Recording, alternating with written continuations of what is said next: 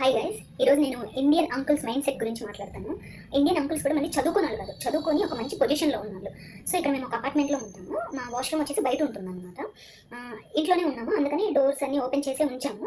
ఆ washroom just నార్మల్గా close చేసాము అనమాట. అయితే జస్ట్ పర్మిషన్ అడగాలి కదా, అంతగా వాడికి వాష్రూమ్ వచ్చొస్తుంది ఆగట్లేదు అన్నప్పుడు అడగాలి కదా పర్మిషన్. అమ్మ నాకు వాష్రూమ్ వస్తుంది, యూస్ చేసుకోవాలి అని చెప్పి అడగలేదు. డైరెక్ట్గా వాష్రూమ్కి వెళ్ళి యూస్ చేసేసుకున్నాడు. అండ్ ఫ్లష్ కూడా చేయాల. గెస్ వాట్, మళ్ళీ చదువుకొని గవర్నమెంట్ జాబ్ చేస్తున్నాడు, మంచి పొజిషన్లో ఉన్నాడు.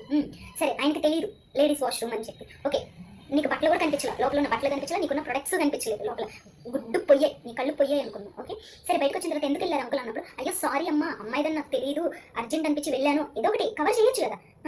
కవర్ చేయడం ఎందుకు, ఉన్నదైనా చెప్పచ్చు, ఒక మాట సారీ. ఓకే, 5 words చెప్తే మన ఇద్దా.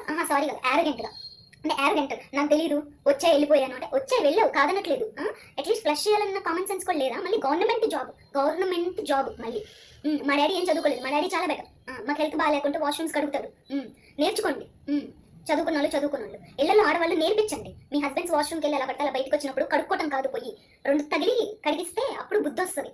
బయటకు వచ్చి సారీ చెప్పడం కాదు, సారీ అమ్మ అమ్మాయిదని తెలియదు కాదు, కడిగే తెలియదు అందుకే వెళ్ళా అంట. ఎంత కొవ్వు బట్టి కొట్టుకుంటున్నారు ఇండియన్ అంకుల్స్ అయితే.